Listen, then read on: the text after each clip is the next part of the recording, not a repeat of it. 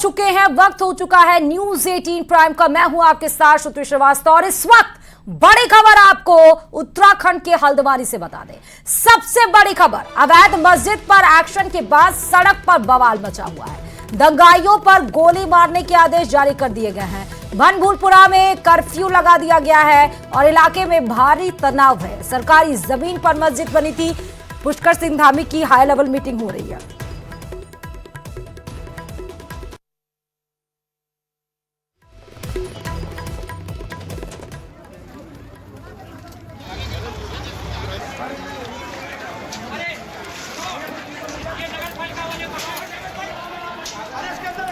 तो आपको ये दो तस्वीरें दिखा रहे हैं। आप ये देख सकते हैं कि उत्तराखंड के हल्द्वानी में किस तरह की परिस्थिति उत्पन्न हो गई है। और ये परिस्थिति सिर्फ और सिर्फ उत्पन्न इस वजह से हुई है क्योंकि सरकारी जमीन पर संचालित थे अवैध मस्जिद और अवैध मदरसे। जब इनको खाली करवाया गया, जब इसके ऊपर बुलडोजर चलाया गया, तो आसपास के लोग गए भड़क, करने लगे पथराव पुलिस पर और उसमें जख्मी हुए कई पुलिसकर्मी। यहाँ के स्थानीय लोग भी उसमें जख्मी हुए। सिचुएशन को संभालने के लिए पुलिस को दागने पड़े आंसू गोले ताकि भीड़ तितर बितर हो, लेकिन भीड़ है कि उग्र हो गई और समझ में नहीं आया। आगजनी करने लगे। उसके बाद आगजनी में पुलिस की गाड़ियों को आग के हवाले किया, बसों को आग के हवाले किया गया। सिचुएशन आउट ऑफ कंट्रोल होती गई। फिर लगाना पड़ा कर्फ्यू और जारी करने पड़े एक ऐसा आदेश कि जिसको देखो, यानी कि उपद्रवियों को देखो अगर, तो सीधे गोली मारो। कर्फ्यू लागू कर दिया गया है। उत्तराखंड के हल्द्वानी में हाई लेवल मीटिंग मुख्यमंत्री पुष्कर सिंह धामी ले रहे हैं कि कैसे हल्द्वानी के परिस्थिति को, बेकाबू परिस्थिति को संभाला जाए। और आपको बता दें कि उत्तराखंड के हल्द्वानी के बनभूलपुरा में भारी बवाल हो गया है। यहां अवैध मस्जिद और मदरसे पर बुलडोजर की कार्रवाई हुई, जिसके बाद विरोध में लोगों ने पहले तो पुलिस और प्रशासन की टीम पर पथराव किया, उसके बाद आगजनी भी की। पुलिस के साथ साथ मीडिया की गाड़ियों को भी आग लगा दी गई। पुलिस ने लोगों से घर जाने की अपील की, लेकिन फिलहाल इलाके में तनाव है। सरकारी जमीन पर कब्जा करके अवैध मस्जिद और मदरसा बनाए गए थे। और मुख्यमंत्री पुष्कर सिंह धामी ने क्या कुछ कहा है वो आपको सुना देते हैं। हल्द्वानी के बनभूलपुरा क्षेत्र में न्यायालय के आदेशों के क्रम में प्रशासन की टीम अवैध अतिक्रमण को हटाने गई थी। वहाँ पर कुछ अराजक तत्वों के द्वारा पुलिस के साथ झड़प हुई है, पुलिस के साथ संघर्ष हुआ है वहाँ पर, और कुछ पुलिस के लोगों को, प्रशासन के लोगों को चोटें आई हैं। वहाँ पर अभी तत्काल अन्य कंपनियाँ पुलिस की और केंद्रीय बलों की भेजी जा रही है। सभी से शांति बनाने का हमने अपील की है। कर्फ्यू लगा दिया गया है और जो भी इसमें दंगाई होंगे, जो भी इस प्रकार का अतिक्रमणकारी होंगे, जिन्होंने आगजनी की है, उनके खिलाफ कठोर कार्रवाई की जाएगी। जो हाई लेवल मीटिंग ले रहे हैं, लेकिन उसके पहले उनका ये स्टेटमेंट बड़ा है कि जो भी उपद्रवी हैं उनके खिलाफ बड़ा एक्शन लिया जाएगा, क्योंकि किसी को भी अधिकार नहीं है कि आप सरकारी जमीन पर अतिक्रमण करिए और जब उसके बाद एक्शन हो तो आप इस तरह को उत्पात मचाइए कि आगजनी करिए, पथराव करिए और गाड़ियों को हवाले कर दीजिए। सरकारी संपत्तियों को आपने आग के हवाले कर दिया।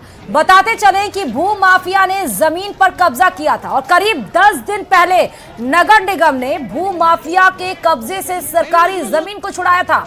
बनभूलपुरा में मालिक का बकीजा इलाके में ये कब्जा था, और लेकिन अवैध कब्जा तोड़ने के बाद भारी बवाल हो गया। फिलहाल इलाके में पुलिस फोर्स तैनात है, कर्फ्यू लगा दिया गया है, ऑर्डर्स दे दिए गए हैं कि अगर उपद्रवी फिर से सामने आए और अगर इस तरह के एक्शंस करते दिखे तो सीधे गोली मारने के आदेश जारी किए गए हैं। फिलहाल हाई लेवल मीटिंग जारी है। ये 3 तस्वीरें आपको दिखा रहे हैं उत्तराखंड के हल्द्वानी की, जहां पर मदरसे और साथ ही मस्जिद को तोड़ा गया है बुलडोजर चला के, क्योंकि अवैध अतिक्रमण था। ये नोटिस भी दी गई, 10 दिन पहले खाली भी कराया गया, लेकिन उसके बाद भी संचालित था। दूसरी तस्वीर देखिए कि किस तरह वहां पर अराजक तत्व उत्पन्न हुए, आग लगा दी गई, पुलिस की गाड़ियां, मीडिया की गाड़ियों को भी आग के हवाले किया गया। चारों तरफ सिचुएशन आउट ऑफ कंट्रोल होती चली गई।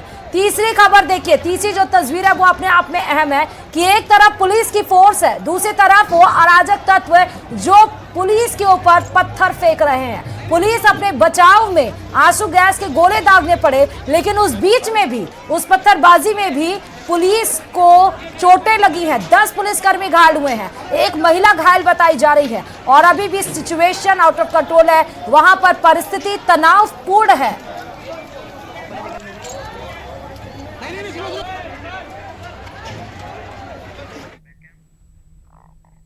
और देश में जहां देवभूमि में एक तरफ परिस्थिति तनावपूर्ण है, तो वहीं अगर हम उत्तर प्रदेश की बात कर ले, यानी कि नोएडा और दिल्ली की, तो यहां किसानों के संग्राम छिड़े हुए हैं। नोएडा प्राधिकरण के खिलाफ धरने पर बैठे किसानों ने अब रास्ता छोड़ दिया है।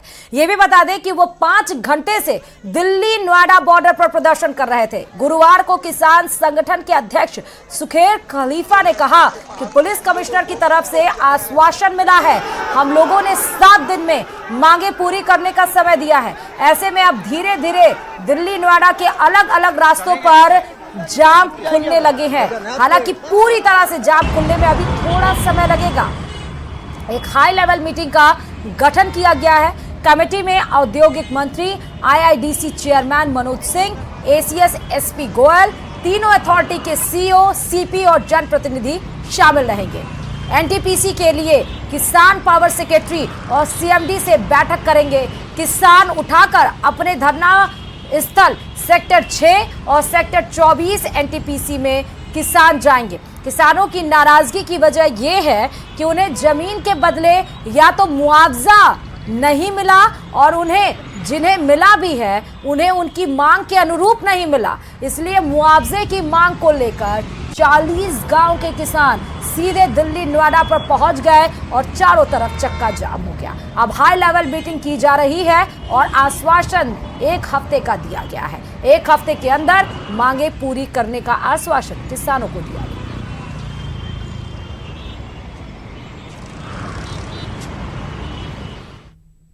और वहीं लोकसभा चुनाव से पहले संसद में 10 साल बनाम 10 साल का वॉर शुरू हो गया। पिछले यूपीए की सरकार के 10 साल को लेकर केंद्र की मोदी सरकार ने श्वेत पत्र जारी किया है, तो वहीं कांग्रेस की ओर से ब्लैक पेपर भी मोदी सरकार के 10 साल के खिलाफ जारी किया गया। रिपोर्ट देखिए।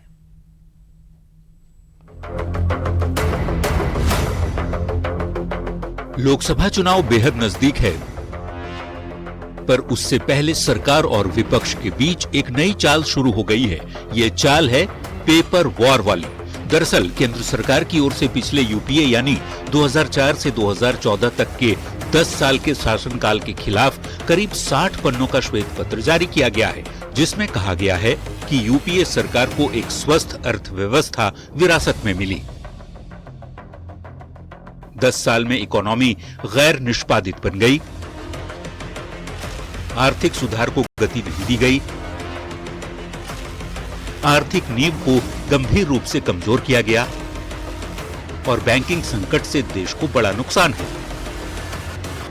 श्वेत पत्र में सरकार ने यूपीए सरकार के दौरान अर्थव्यवस्था की खराब हालत, राजकोषीय घाटा और कर्ज पर डिटेल रिपोर्ट दी है। मोदी सरकार की दलील है कि यूपीए ने देश की आर्थिक नींव कमजोर की। वैसे बीजेपी ने 10 साल बनाम 10 साल की बात करते हुए मनमोहन सिंह की तत्कालीन यूपीए सरकार के खिलाफ श्वेत पत्र जारी किया, तो वहीं कांग्रेस की ओर से मोदी सरकार के 10 साल के खिलाफ ब्लैक पेपर जारी किया गया है। ब्लैक पेपर को लेकर पीएम ने तंज कसते हुए कहा कि सरकार को नजर न लगे उसके लिए ये काला टीका है। भव्य दिव्य वातावरण बना है, उसको नजर न लग जाए, इसलिए काला टीका करने का एक प्रयास हुआ है।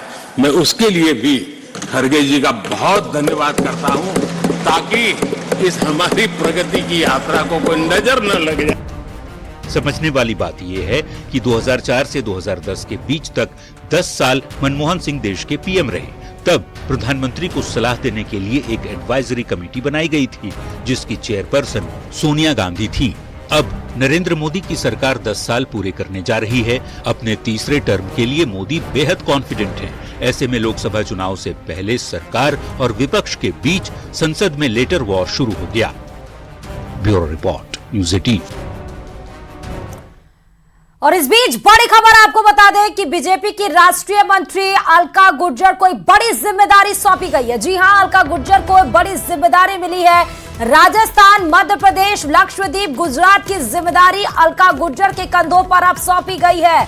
लाभार्थी संपर्क अभियान की जिम्मेदारी भी अलका गुर्जर को मिली है। साथ ही साथ 60 लाख अभ्यर्थियों से सीधा संवाद किया जाएगा। 4 राज्यों की जिम्मेदारी संभालेंगी अलका गुर्जर।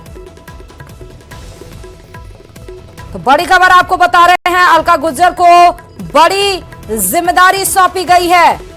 बड़ी जिम्मेदारी सौंपते हुए अलका गुर्जर को आप बता दें 4 राज्यों की जिम्मेदारी सौंपी गई है। बड़ी जिम्मेदारी को और साथ ही साथ 4 राज्यों की जिम्मेदारी के साथ सीधे 60 लाख लाभार्थियों से संवाद किया जाएगा। और इन 4 राज्यों में है राजस्थान, मध्य प्रदेश, लक्षद्वीप और गुजरात की जिम्मेदारी।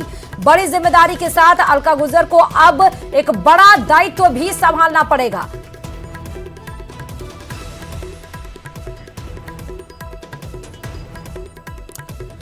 बता दें कि आज ही मध्य प्रदेश की राजधानी भोपाल में लाभार्थी संपर्क अभियान की बैठक भी हुई और इस दौरान कई बड़े फैसले भी लिए गए, जिसमें भाजपा की राष्ट्रीय मंत्री भी पहुंचे और साथ ही साथ अब बड़ी जिम्मेदारी भी अलका गुर्जर को सौंपी गई है।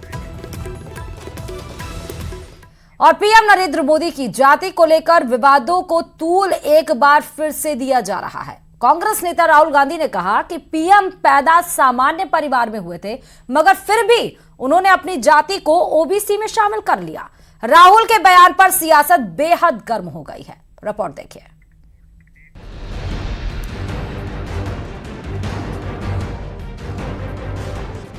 राहुल गांधी ने भारत जोड़ो यात्रा के दौरान प्रधानमंत्री मोदी पर बहुत बड़ा हमला बोला है। राहुल ने कहा है कि पीएम मोदी जन्मजात ओबीसी नहीं थे।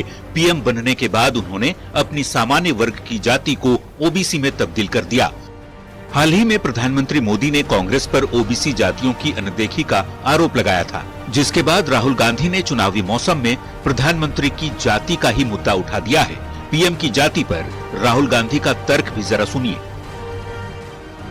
राहुल गांधी के पीएम पर दिए बयान के बाद सियासत बेहद गर्मा गई है। बिहार की सत्तारूढ़ पार्टियों के नेताओं ने जोरदार तरीके से राहुल गांधी और कांग्रेस पर पलटवार किया है।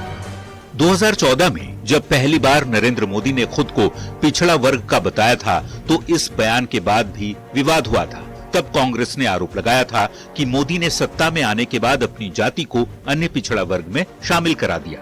हालांकि गुजरात सरकार ने सफाई में तब कहा था कि घांची यानी तेली समाज को 1994 से गुजरात में ओबीसी का दर्जा मिला हुआ है।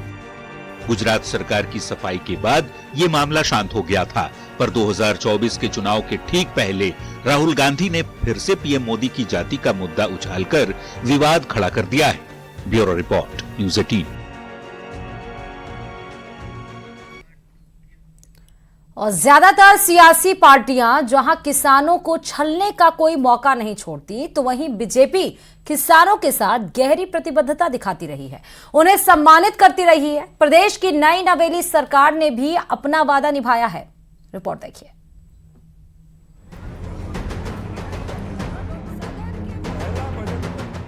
वित्त मंत्री दिया कुमारी ने किए कई बड़े ऐलान।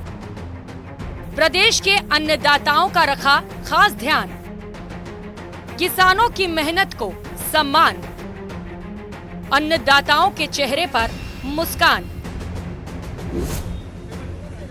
प्रदेश के वित्त मंत्री और डिप्टी सीएम दिया कुमारी ने प्रदेश का बजट पेश कर दिया है। इससे उन्होंने किसानों के लिए कई बड़े ऐलान किए। वित्त मंत्री ने कृषि क्षेत्र के लिए 2000 करोड़ से ज्यादा राजस्थान एग्रीकल्चर कोष बनाने की बात कही है। कृषि के क्षेत्र में प्रदेश को और ऊंचाइयों पर ले जाते हुए हम अपने किसान साथियों को भी अत्यधिक संबल देने की दृष्टि से राजस्थान एग्रीकल्चर इंफ्रा मिशन को शुरू कर प्रारंभ में 2000 करोड़ रुपए का प्रावधान किए जाने की घोषणा करती हूँ। पीएम किसान सम्मान निधि योजना के तहत अब तक किसानों को 3 किस्तों में सालाना 6,000 रुपए का भुगतान किया जाता था, लेकिन अब किसानों को 6,000 की जगह सालाना 8,000 रुपए मिलेंगे। इसके लिए सरकार ने 1400 करोड़ का वार्षिक बजट भी पास किया है। किसानों के प्रति हमारी सरकार की संवेदनशीलता इस बात से भी प्रकट होती है कि 30 जनवरी 2024 को माननीय मुख्यमंत्री जी ने सदन में पीएम किसान सम्मान निधि योजना के अंतर्गत किसानों के लिए देय वित्तीय सहायता को प्रति परिवार 6,000 से बढ़ाकर 8,000 रुपए वार्षिक करने की घोषणा की है। भजनलाल सरकार ने गौवंश संरक्षण के साथ साथ ऐसे परिवारों को सहायता देने के लिए भी अपनी प्रतिबद्धता दिखाई है। ग्रामीण अंचल में निवास करने वाले परिवार कृषि के साथ साथ डेयरी उत्पादन पर भी अत्यधिक निर्भर हैं। इसीलिए डेयरी से संबंधित गतिविधियों और गौवंश शेड के निर्माण और दूसरे उपकरण के लिए 1 लाख रुपए तक का ब्याज मुक्त शॉर्ट टर्म लोन उपलब्ध कराने के लिए किसान क्रेडिट कार्ड की तर्ज पर गोपाल क्रेडिट कार्ड योजना प्रारंभ करने का ऐलान किया गया। इस योजना के तहत पहले फेज में 5 लाख गोपालक परिवारों को कर्ज दिया जाएगा। गौवंश हेतु शेड, खेली का निर्माण तथा दुग्ध चारा बाटा संबंधी उपकरण खरीदने हेतु 1 लाख रुपए तक ब्याज मुक्त शॉर्ट टर्म ऋण उपलब्ध कराने के लिए किसान क्रेडिट कार्ड की तर्ज पर गोपाल क्रेडिट कार्ड योजना प्रारंभ करने की घोषणा करती हूँ। सरकार ने लेखानुदान की घोषणाओं की बदौलत लोकसभा चुनाव में पूरी की पूरी 25 सीटें जीतने का पूरा प्लान बनाया है। लोक लुभावन घोषणाओं का अंबार दिखा, पर इनमें से जुलाई तक कौन सी योजनाएं धरातल पर उतरेंगी, इस पर सबकी निगाह टिकी होगी। Bureau report, news 18 Rajasthan. और बात अब जम्मू कश्मीर की कर लेते हैं, क्योंकि जम्मू कश्मीर के सोनमर्ग के सरवाल में भारी हिमस्खलन हुआ। हालांकि जान माल के नुकसान या संपत्ति के किसी नुकसान की कोई रिपोर्ट नहीं आई है। अधिकारी स्थिति पर कड़ी नजर रख रहे हैं और सुरक्षा के लिए जरूरी कदम उठा रहे हैं। जम्मू कश्मीर प्रबंधन ने पहले ही पूरे क्षेत्र में हिमस्खलन की चेतावनी दी थी और सभी को सुरक्षित रखने के लिए काम कर रहे हैं। हिमस्खलन का वीडियो सोशल मीडिया पर खूब वायरल हो रहा है। आपको बता दें कि इससे पहले 5 फरवरी को बारामूला जिले के गुलमर्ग रिजॉर्ट के स्कीइंग क्षेत्र में एक और हिमस्खलन हुआ था, जिसमें 2 स्कीयर फंस गए। हालांकि उनको बचा लिया गया था। यह एवलांच दोपहर में हुआ, जब स्कीयरों का एक समूह वहीं से गुजर रहा था।